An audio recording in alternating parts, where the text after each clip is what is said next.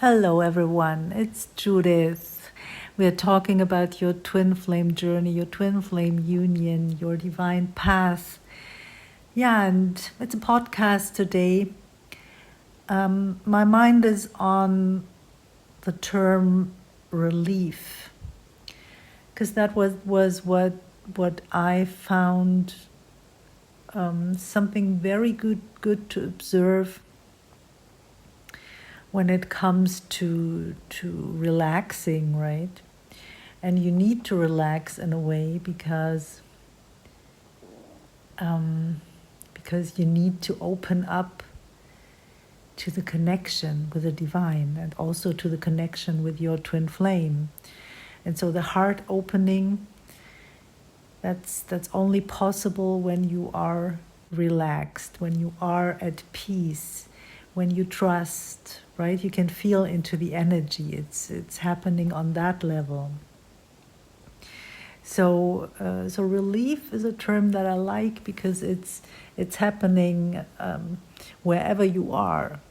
Just feeling a little bit better gives you relief, right? You don't have to accomplish anything or to be anywhere, because of course the whole process is like, yes, it's a process. It's not happening from one day to the other. That's clear. And so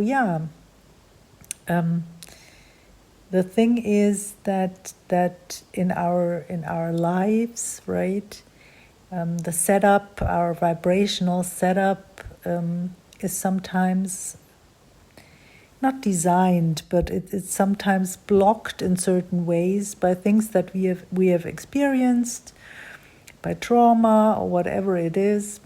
So this could be ancestral trauma, of course. This could be like things that you have experienced this lifetime or things from a past life. Like, for example, I think it's very easy to understand with money, right? If there is some kind of trauma in relation to money within the family, then this is very often like over generations, for example. Women, that's in my family, like women being suppressed, women not being allowed to go after what they want to do in life, how they want to express financially.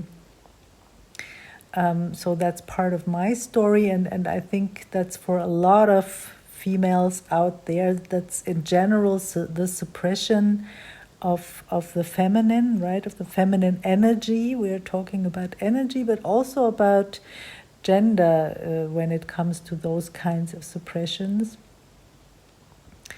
And that's an example of an ancestral block that you might have, and then that's of course showing up in your life, and that's of course like, for example, giving you tense feelings, makes you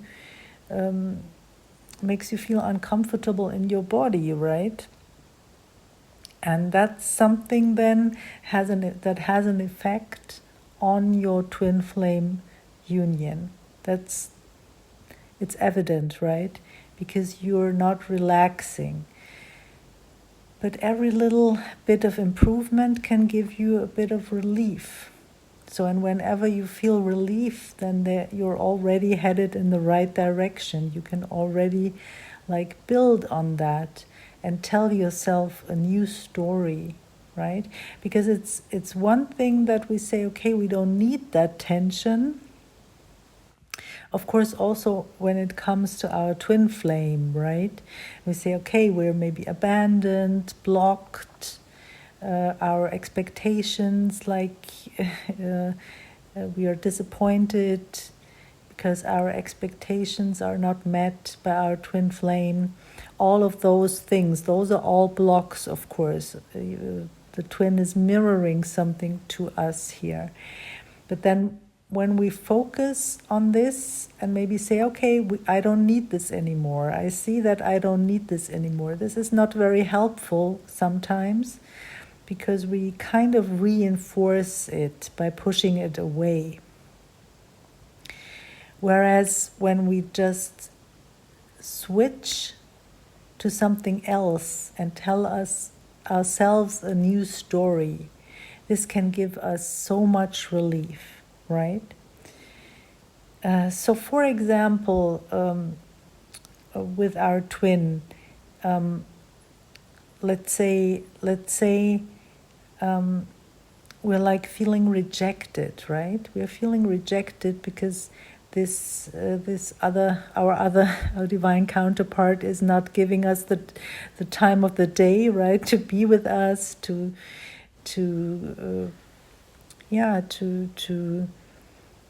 just to be with us, right? Just to show some interest, show us love, wanting to spend time with us, all of those kind of things. Then you feel rejected.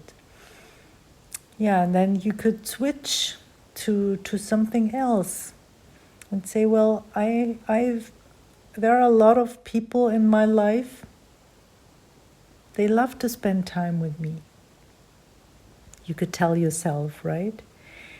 It's not about me being a bad person or that I don't deserve the love of my life. I do deserve the love of my life. I'm just maybe not seeing how much I am loved. Let's have a look. What is the universe presenting to me to show me that I am loved? Well, I live in an abundant world. I live in an abundant part of the world, maybe. I have a wonderful full view, maybe, an abundant view. I have plenty of things in my everyday life, and I have financial resources, I have food, I have a lot of shops, I have friends. When I look into my phone, I have a lot of contacts, a lot of people to call. When I go through them, then I really find so many people to appreciate, and many people that are appreciating me. So I see that I have those resources. I see that I have love in my life, and this all points back at me and my capacity to love. And maybe I'm blocked in some areas and cannot receive love fully, but I can still see that I am capable of loving, that I am a loving person, that I can show love to others, and that there are occasions when I feel loved, actually.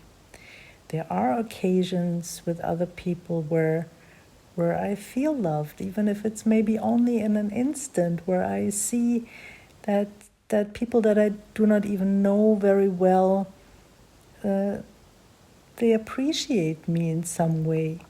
When we meet on the street and we say hello, a neighbor from somewhere, or maybe somewhere in the supermarket, someone in the supermarket.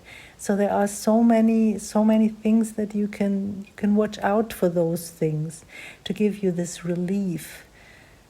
And I want to breathe like that, right? The relief. I'm not unlovable. I'm not unlovable. There's love out there, and out there is already something where I have to say, no, it's not out there. It's mirrored to me because it's inside. Everything is on the inside.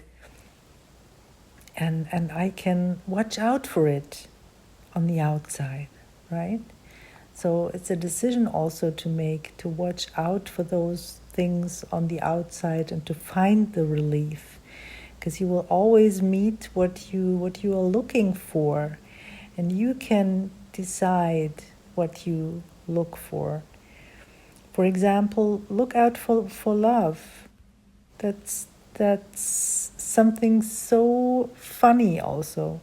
I was doing this for a couple of weeks, and I was just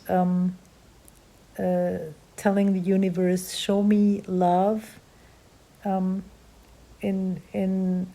the form of me finding hearts. And I was given so many hearts, like people were giving away like little boxes in the form of a heart, or with something that I purchased for my son. Came a little heart as a gift alongside with something that we purchased, but not the heart, right? That was just a little gift that came with it. And there were even hearts where I then said to the universe, well, thank you for showing me, but I'm not going to take this one home with me. I don't know where to put it. And so it became a funny game, right? There is another heart for me. There's love. There's love for me. I am loved, right? And then already when you laugh, then you open up, and there's so much more joy and lightheartedness. And just know that it's important for you to find that spot and not to stay caught up in pain.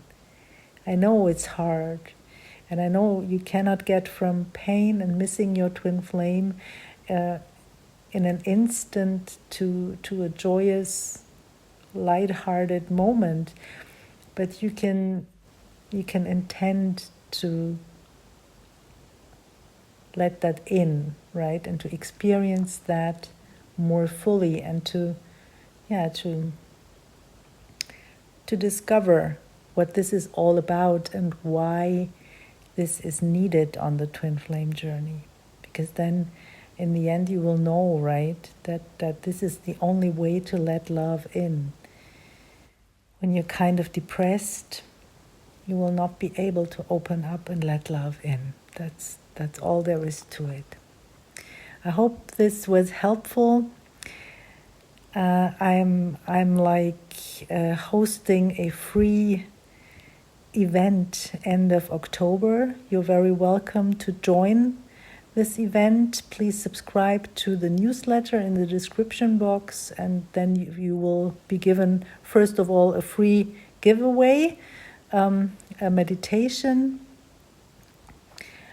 and second, you'll be invited to this free event where we are doing healing for twin flames, and we are also clearing dark energies that might be impacting you and your twin flame. So if you're interested, let me know by subscribing to the newsletter. And that's all for today, and I see you in the next podcast or video, whatever. Take care, everyone. Bye for now.